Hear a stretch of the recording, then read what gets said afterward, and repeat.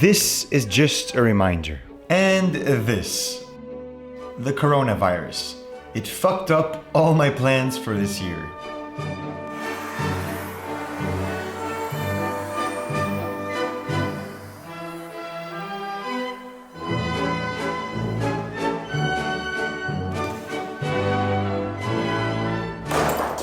The coronavirus is going viral.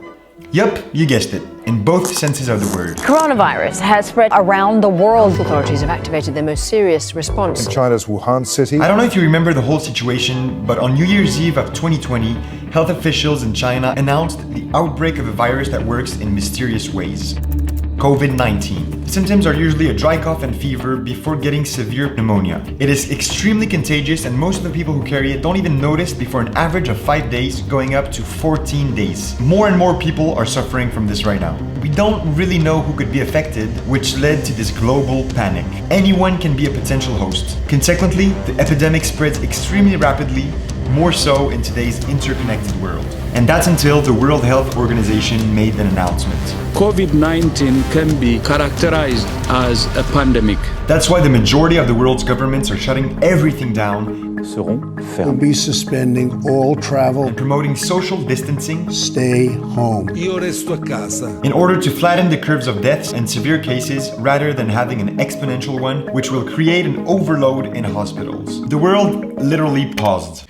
So yeah, right now, most of the people around the world are self-quarantined in their houses, and obviously I'm included. But before getting to that, let me give you a bit of context on the other stuff that's happening around the world and how it's affecting me. Because trust me, this fucking coronavirus is just the tip of the iceberg. The straw that broke the camel's back.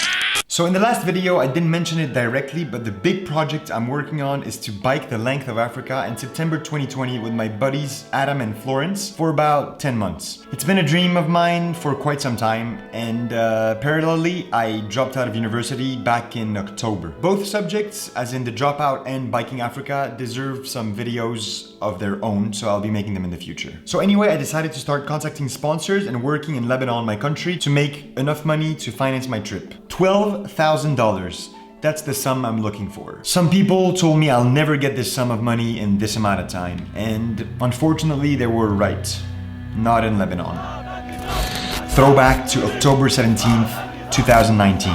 All started after 100 civil activists were protesting against the new proposed taxes, blocking some of the main streets in downtown Beirut. This number grew to half the country within 2 days. The revolution had started. A revolution to fight against an ineffective government, corruption, the sectarian regime, inequalities, environmental problems, an incomplete legal system, unavailable basic needs like electricity and drinkable water, and the economy spiraling down because of a Ponzi scheme. Going to not come out of the streets until the government steps down. Today, Lebanon is the third most in-depth country in the world. Banks started limiting budgets and closing down. A quarter of the Lebanese population lives in really bad poverty. The corporate world is struggling. Mindsets are low. Hope is frail. And people say it will take 5 to 8 years for the country to recover fully from all that happened.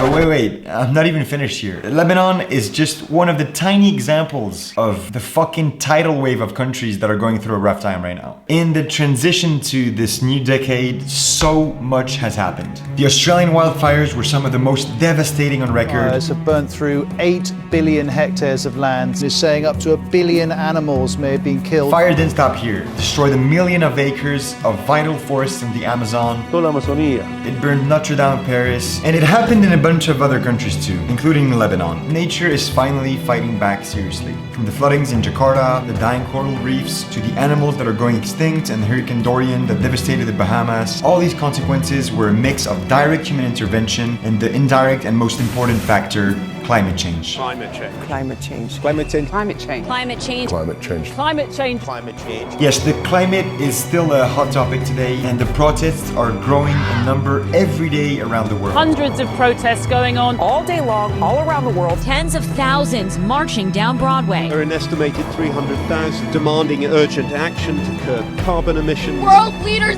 that are not doing anything. They're out here today proving that wrong. Change is coming, whether you like it or not. But protests against climate change and for sustainable policies were far from being the only ones happening. People So many populations started rebelling against their respective political regimes that clearly don't function optimally in their countries. Dozens of countries, protesters have taken to the streets. So many protests going on around the world right now. We are witnessing a wave of demonstrations around the world.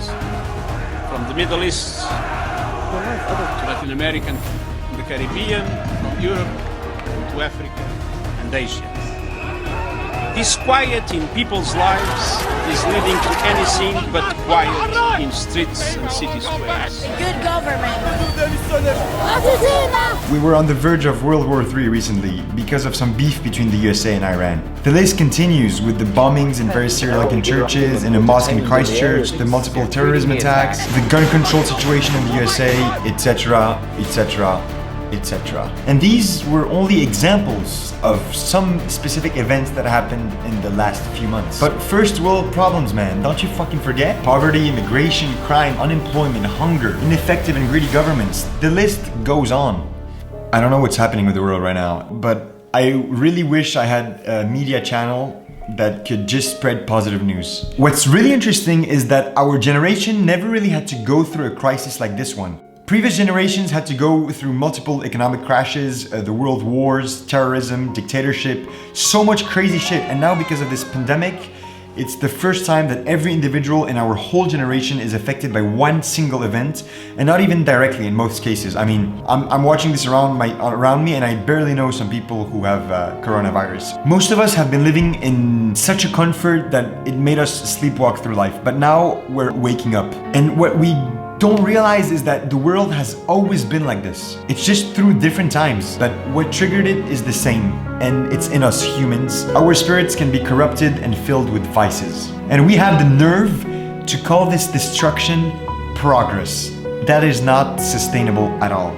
And oh my god, with globalization, we need each other more than ever. It worries me so much because we haven't been taking this into account until today. Clearly, no one was ready for this pandemic in terms of mentally prepared or in terms of infrastructure. And Bill Gates already warned us about pandemics since 2015. And as you look at what went on, the problem wasn't that there was a system that didn't work well enough. The problem was that we didn't have a system at all.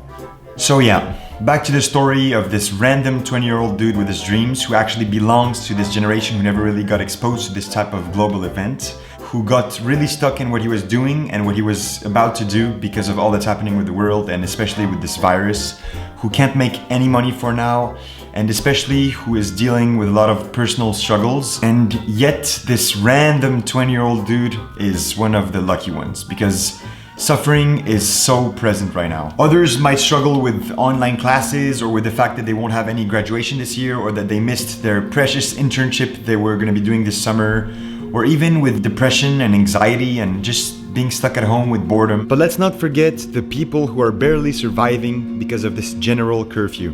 Life sucks sometimes, and it's not being negative, it's being honest with the fact that life isn't always as perfect as it may seem. And the sooner we realize that, the less we'll have a bad expectations over reality ratio, which equals to happiness. Everything happening is probably not our direct fault, but it sure is our responsibility. We are in full control of how we react to any situation, whether it is positively or negatively. So I decided to stop blaming the world and taking full responsibility. Let's adapt. Let's make the most out of this time. Let's stay positive. Might sound weird to say, but I'm kind of happy all of this happened in 2020. We're human. And we needed a fucking virus to unite us all. A fucking virus to make us notice we're all mortal. One single thing unites us all, and it's death. We're in this together. From the richest to the poorest, everybody's concerned. We are at our worst when we're competing and fighting for selfish and egoistical purposes and intentions that led us basically to where we are today. But we are at our best when we can cooperate, communicate, love, and accept each other. The funniest thing is that now we're physically separated from each other, but more united than ever. Divided, but together.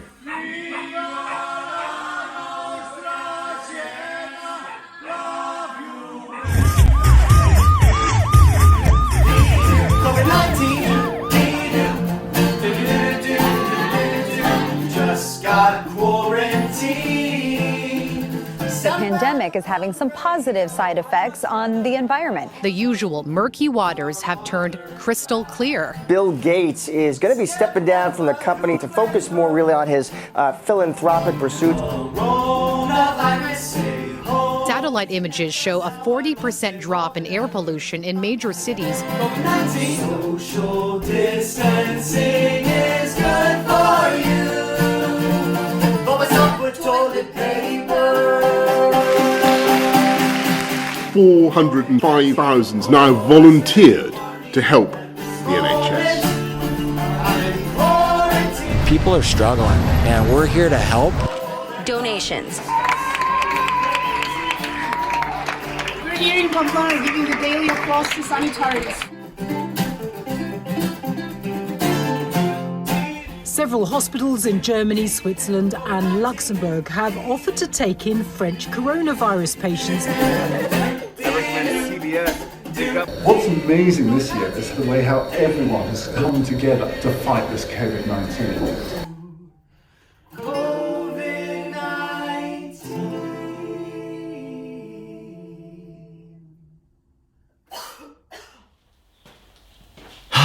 Rob, now that you finally finished my video, you're like what? Around 50 years old or something? Well, a lot has probably changed in the world you're living in right now, and you may be laughing your ass off watching this video and seeing how screwed up the world was when you were 20 years old, especially with all the beautiful forests and the stable countries that surround you. Remind yourself that hope is like a seed that grows out from the darkness of the underworlds to live in the sun and bloom as a plant, and maybe with time, as a tree. And all this was to remind you to never, ever lose faith in humanity, no matter what could happen in the future. Today we are in an undetermined period of quarantine in our houses and even in nature sometimes. And I think it's the perfect time to be grateful for our health, for even being alive, to finally try this thing we've always put off, or learn some new skills, appreciate the food on our table, and especially to spend time with our family that we usually neglect because of interests we put as priorities. But mostly, let's all use this precious time we have to just think about our life ambitions and on how we want our future world to be. Because it truly is a rare opportunity to think about and appreciate what's outside of our daily rat race, where we usually take things for granted. This time will never be again, and it's in this time of preparation and reflection that we can start building a sustainable future. A future where societies can be happy.